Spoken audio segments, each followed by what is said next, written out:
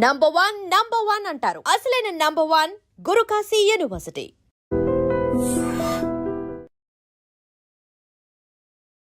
Hi guys, welcome to I Dream. నేను మీ Chanakya. Guys, present India and America మధ్యలో జరుగుతూ ఉన్న ఈ హై టెన్షన్స్ మధ్యలో అండ్ అక్కడ నివసిస్తున్న వాళ్ళు, లేకపోతే H1B వీసాకి సంబంధించిన కానీ అండ్ ఇలాంటి వాటికి సంబంధించి ఎవరైనా కానీ ఇప్పుడు ట్రావెల్ చేయాలనుకుంటే అలా అక్కడున్న స్టూడెంట్స్ వాళ్ళ మీదకైనా కానీ సో ఏమన్నా ఇబ్బందులు ఏమన్నా తలెత్తుతాయా? ఇలాంటి విషయాలన్నిటి గురించి కూడా మనతో పాటు మాట్లాడడానికి హైకోర్టు న్యాయవాది, ఇమిగ్రేషన్ లాయర్ అయిన పృథ్వీ గారు ఇప్పుడు మనతో పాటు ఉన్నారు. మరి సార్తో మాట్లాడదాం. మరి విషయాలేంటో అడిగి తెలుసుకున్నాం. Hi sir. Hi Chanakya. Sir, Trump మామ టారిఫ్ల మీద టారిఫ్లు వేసేస్తూ ఉన్నాడు. అసలు ఇండియా అంటే కచ్చి గట్టి మరి కూర్చున్నాడు అన్నట్టు కూడా అనిపిస్తూ ఉంది. అది ఇట్లానే బిజినెస్ డీల్స్ దాని ప్రకారం. కాకపోతే ఎవరైతే ట్రావెల్ చేస్తూ ఉన్నారో H1B వీసాస్ అయినా కానీ అండ్ స్టూడెంట్స్ చాలామంది చదువులు అంటే ఫస్ట్ ప్రయారిటీ అనేది యూఎస్కి వెళ్ళిపోతుంటారు. మరి వాళ్ళ మీద ఏమైనా ఇంపాక్ట్ ఏమన్నా ఉంటుందంటారా?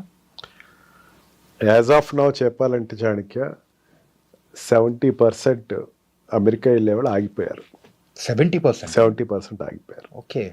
And 25% already slots previous book అయిపోయి అండ్ నేను వెళ్ళాలి, ఖచ్చితంగా నేను యూఎస్లోనే ఎంఎస్ చేయాలి అన్న ఒక ఉద్దేశం ఉన్నవాళ్ళు తప్ప మిగతా వాళ్ళందరూ ఆగిపోయారనే చెప్పచ్చు.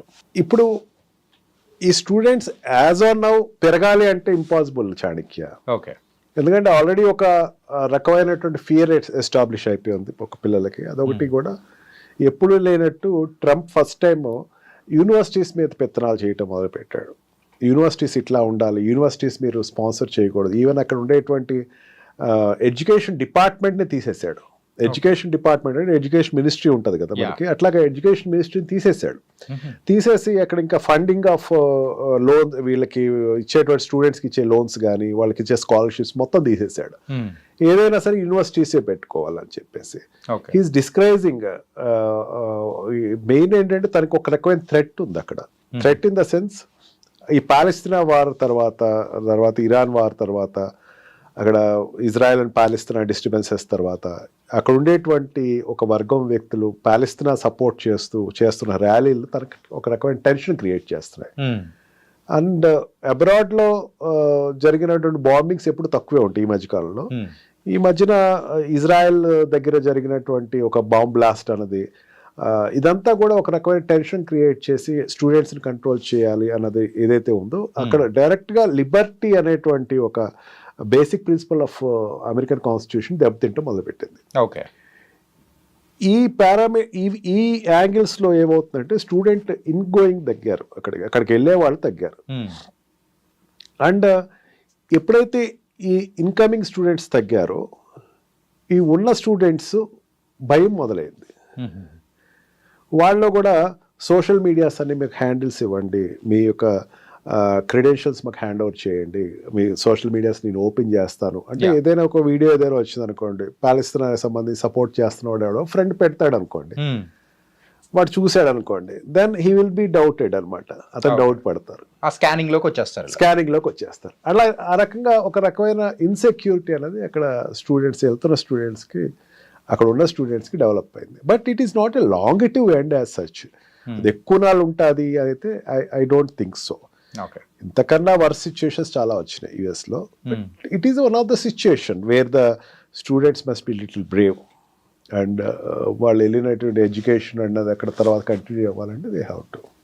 సార్, ప్రీవియస్గా ఉన్న సిచ్యువేషన్స్ వరకు అయితే ఇండియా అండ్ అమెరికా అనేది కూడా ఒక ఫ్రెండ్లీ నేషన్స్గా ఉన్నాయి. కాకపోతే ఇంత హై టెన్షన్స్ అనేది కూడా ఈ మధ్యకాలంలో ఎప్పుడూ చూడలేదు. కానీ స్టూడెంట్స్ వెళ్ళే వాళ్ళ డ్రాప్ కానీ అక్కడున్న కంపెనీస్లో వర్క్ చేస్తున్న ఎవరైతే ఉన్నారో ఎంప్లాయీస్ కానీ వాళ్ళ మీద కూడా ఈ బర్డన్ పడే అవకాశాలు ఉంటాయని కూడా భయపడుతూ ఉన్నారు. మరి వాళ్ళకి సంబంధించి మీరేం చెప్తారు? చాణక్య, ఒకటి మనం ఆలోచించాల్సింది ఏంటంటే it is not a communist country or socialistic country. Okay. అక్కడ ప్రైవేట్ కంపెనీస్ని గవర్నమెంట్ కెనాట్ డిక్టేట్ టర్మ్స్, ఇట్లా చేయాలి. ఓకే. యాపిల్ లాంటి ఒక చిన్న కంపెనీ నీకు ప్రొడక్షన్ ఇండియాలో ఆపేయమంటే నేను ఆపనని చెప్పింది. ఏం చేయలేకపోయాడు. ఓకే. మహా అయితే ట్యాక్స్ పెంచుతావు, ఎంత పెంచుకోవాలి. అంటే అక్కడ ఉండేటువంటి industrialist are very powerful. Okay. వాళ్ళని ఎవరు కంట్రోల్ చేయలేరు. ఎంతమంది ఎంప్లాయీస్ కావాలి, ఎట్లా కావాలి అనేది వాళ్ళ ఇష్టం. అది అంటే కంట్రీ సిచ్యుయేషన్స్, కంట్రీ మధ్య ఉండేటువంటి కొన్ని వాట్ కాల్ కామర్స్ సంబంధించిందో లేకపోతే ఈ బిజినెస్ సంబంధించిందో ఉండే రిలేషన్షిప్ వేరు, ఆల్రెడీ వెళ్ళిపోయినటువంటి వాళ్ళు ఆల్రెడీ వెళ్తున్న వాళ్ళ యొక్క సిచ్యుయేషన్ వేరు. ఓకే, ఇప్పుడు ఏదైనా ఇండియన్ కాలేజెస్ తీసుకుందాం, ఇప్పుడు ఇంజనీరింగ్ కాలేజ్ లేకపోతే గవర్నమెంట్ కాలేజ్, మెడికల్ కాలేజ్, వాళ్ళు ఎక్కువ దేని మీద ఆధారపడతారంటే ఎన్ఆర్ఐ సీట్లకి అండ్ పేమెంట్ సీట్ల మీద ఆధారపడతారు. మీరు ఎవరైనా ఏ కాలేజ్నైనా అడగండి, ఓపెన్ ట్రూత్ అది. అక్కడ కూడా అంతే, అబ్రాడ్ నుంచి వచ్చే స్టూడెంట్స్ దగ్గర నుంచి డబ్బు డైరెక్ట్గా వస్తుంది వాళ్ళకి. ఓకే, ఈ డబ్బు అన్నది స్కాలర్షిప్లు పెట్టాలి. అక్కడ లోకల్గా ఉండేటువంటి సిటిజన్స్ నుంచి వచ్చేటువంటి స్టూడెంట్స్ ఎవరైతే ఉన్నారో వాళ్ళందరికీ డబ్బులు అది పెట్టుకోవాలి, కంట్రీ పెట్టుకోవాలి. వీళ్ళు పే చేస్తారు, వాళ్ళకి ఇది పే చేయాలి. ఓకే, ఆ బిజినెస్ పరంగా ఎడ్యుకేషనల్ బిజినెస్ ఆధారంగా చూసుకుంటే ఏ కంట్రీ కూడా ఈ అమెరికన్ ఏ యూనివర్సిటీ కూడా they won't leave that hope Indian students రానివ్వద్దు అన్నది ఆ యూనివర్సిటీస్ మెయింటైన్ చేయట్లా.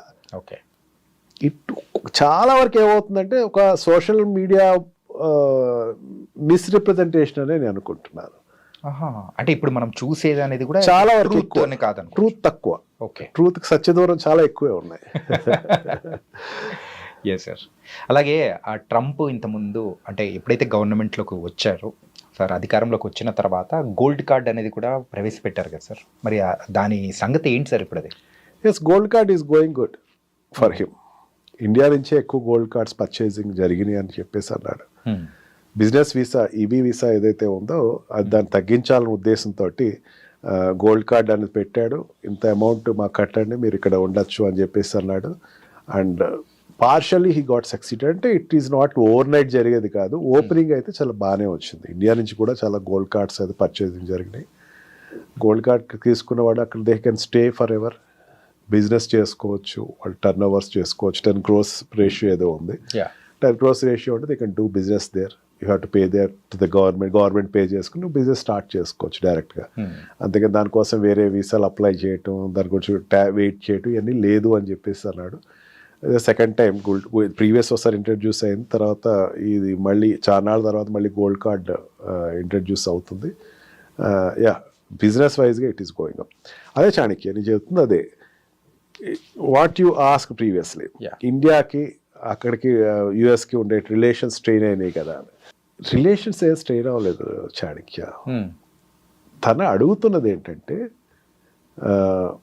బ్రిక్స్లో ఉండేటువంటి కంట్రీస్, బ్రిక్స్ కంట్రీస్ అంటే what we call this Brazil, Russia, India, China, ఇవన్నీ కలిసి ఒక సౌత్ ఆఫ్రికా, ఇవన్నీ కలిసి ఒక కొత్త కరెన్సీని ప్లాన్ చేస్తున్నాయి అండ్ డాలర్ను పక్కన పెడుతున్నాయి. అక్కడ ట్రంపే కాదు, ట్రంప్ కాకుండా ఇంకోటి ఉన్నా సరే అదే చేస్తారేమో నా ఉద్దేశంలో. Okay, because is it competition for their country. ఎంతమంది ఉన్నారు పాపులేషను ఈ బ్రిక్స్ సంబంధించినటువంటి, ఈ బ్రిక్స్ కంట్రీకి ఉన్నటువంటి పాపులేషన్ అంటే Russia, China, India and Brazil, south ఆఫ్రికాలో ఎంతమంది ఉన్నారు అనుకున్నారు? 65% ఆఫ్ పబ్లిక్ ఉన్నారు, 65% of population in the world అక్కడ ఉన్నారు. అక్కడ ఈ 5 కంట్రీస్ కంట్రీ ఇన్ఫ్లుయెన్స్ చేయదగ్గది 65% కానీ ఉన్నారు. అంటే అది పెద్ద రేషియో కదా, చాలా పెద్ద ratio sir.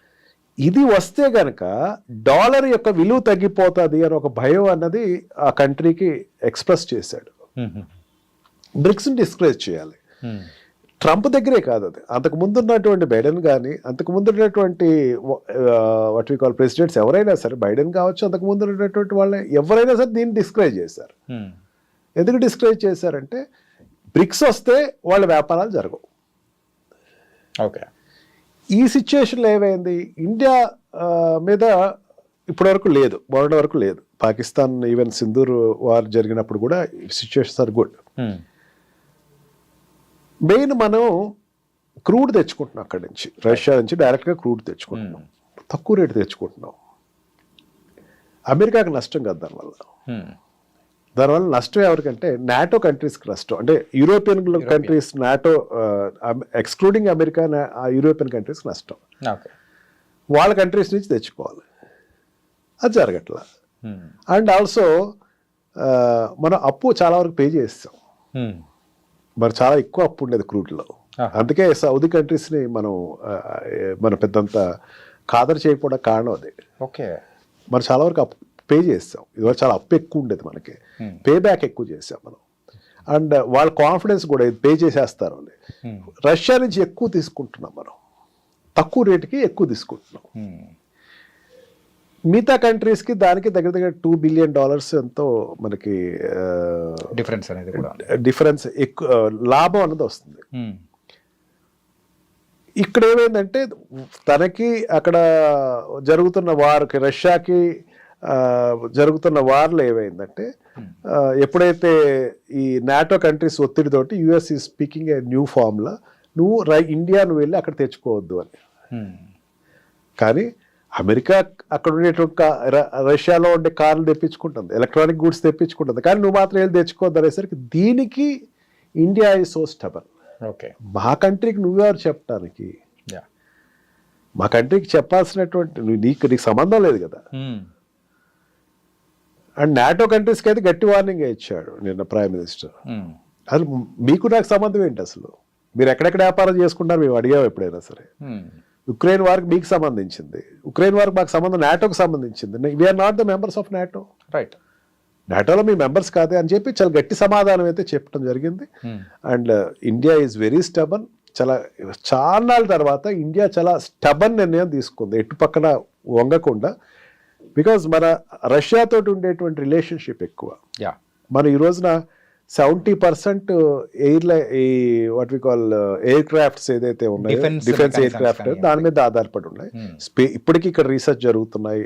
They are supporting us. And Russia మన పక్కన ఉంటే చైనా మన కంట్రోల్లో ఉంటుంది. అది మర్చిపోద్దు మనం.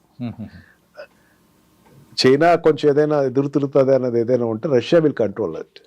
సిచ్యుయేషన్ కంట్రోల్ చేస్తుంది. అందులో that's why Modi is going to China very soon. It is one of the good indication. China తోటి ఎప్పుడు మనం యుద్ధం పెద్దగా పెట్టుకోకూడదు, ఎందుకంటే పెద్ద కంట్రీ కాబట్టి. ఈ రెండు కంట్రీస్ సపోర్ట్ ఇచ్చినంతసేపు పెద్ద ప్రాబ్లం ఏం కాదు మనకి. ఈ అక్కస్తో ఏమైందంటే ఒకసారి 50% టారిఫ్ పెంచింది. కొన్ని sectors there is loss, but కొన్ని సెక్టర్స్ ఆక్వా ఫీల్డ్ లాస్ వస్తుంది. గోదావరి జిల్లాలకు ఉండేటువంటి ఆక్వా ఫీల్డ్ ఎక్కువ, వాళ్ళ ఆక్వా ఫీల్డ్ మీద ఆధారపడతారు, వాళ్ళకి కొంచెం లాస్ వస్తుంది. అండ్ టెక్స్టైల్ ఇండస్ట్రీస్ కొన్ని లాస్ అవుతున్నాయి. అండ్ ఫార్మా ఇండస్ట్రీస్, మెయిన్గా ఫార్మా ఇండస్ట్రీ మనకి ఇక్కడ ఉండేటువంటి మోడీ డ్రగ్స్ ఏదైతే ఉన్నాయో ఎక్కువ అక్కడ సేల్ ఉంటుంది, వాటికి కొంచెం ఉంటుంది. బట్ ఫార్మాకు అయితే తన లిబర్టీ ఇచ్చాడు. దీంట్లోంచి ఈ 50%లో ఫార్మా తీసేస్తున్నారు, ఎందుకంటే వాళ్ళకి అవసరం. ఓకే, తనకి ఏదైతే అవసరం అదే ఎక్కువ నాళ్ళు ఇది ఉంటుంది అని అయితే నేను అనుకోవట్లేదు. ఎందుకంటే కంట్రీ లాస్ వాళ్ళకి, మనకన్నా లాస్ వాళ్ళకి ఎక్కువ ఉంటుంది. ఓకే, అండ్ డైమండ్స్కి సంబంధించినటువంటివి కొన్ని సెక్టర్స్ అయితే ఇట్ క్లియర్లీ కొంచెం లాస్ అయితే ఉంటుంది. This is called commerce. Relationship is different. ఈ రోజున మనం పాకిస్తాన్ తోటి యుద్ధానికి వెళ్తే అమెరికా భారతదేశానికి సపోర్ట్ ఇచ్చే పరిస్థితి ఉంది. And also for any other activities America ఇండియాకి సపోర్ట్ ఇస్తుంది, ఆ ప్రాబ్లం ఏం లేదు. Commerce is difference. ఓకే, వ్యాపారమే. అందుకే దానికి దీనికి సంబంధం పెట్టక్కల. And the students and the employees which are existed there in America, నేనైతే చాలా వెరిఫికేషన్ అయితే చేసుకుంటా ఉంటాను. మీరు చెప్తే నమ్మొచ్చానికే రోజుకి ఒక 5-6 నా క్లయింట్స్ వెరిఫై చేసుకుంటాను అబ్రాడ్లో, యూఎస్లో ఉన్న సిచ్యువేషన్ అట్లా ఎక్కడేం లేదు అసలు అంటారు వాళ్ళు. They are very cool. Students also very cool. మన ఐడ్రీమ్ ద్వారా చెప్తున్న parents of students, don't get worried, your children are safe. They will be the safest people because they are in liberal country, not communist country or socialistic countries. Nice sir. ఏంటంటే అక్కడికి వెళ్ళిన తర్వాత parents ఇక్కడ ఉన్న వాళ్ళు చాలా వరకు భయపడుతూ ఉంటారు. అరే ఈ పేపర్లో ఇన్ని రాస్తూ ఉన్నారు, అసలు వీడియోస్ ఏమో ఇన్ని వస్తూ ఉన్నాయి, అరే ఇన్ని టారిఫ్లు వేస్తున్నాడు, ఈరోజు ఇలా ఉందంటే రేపు శత్రు దేశంగా చెప్తాడేమో, ఇలా చాలా మిస్కన్సెప్షన్స్ అనేది కూడా ఉన్నాయి. దానికి మాత్రం you are the perfect person to say that answer. And చాలా చక్కగా చెప్పారు sir. So thank you so much sir. Thank you. నిజంగా ప్రస్తుతం ఉన్నటువంటి సమాజం దేనికి ప్రయారిటీ ఇస్తుంది? ఆర్థిక సంబంధాల చుట్టూ మాత్రమే తిరుగుతోంది. మళ్ళీ ఎన్నికలంగానే చాలా విరక్తి కలుగుతాం. మంచి అనిపిస్తుంది కదా, లేడీస్ కూడా ఛాలెంజింగ్ జాబ్స్ చేసినప్పుడు చాలా బాగుంటది. ట్రాఫిక్ అసిస్టెంట్స్ గా నియమించిన ట్రాన్స్జెండర్స్ అందరితో సాల్యూట్ చేయించుకుంటున్నారు. ఫుడ్ డెలివరీ ఇవ్వటానికి వెళ్ళినటువంటి డెలివరీ బాయ్ అనిల్ పై కళ్ళ ముందు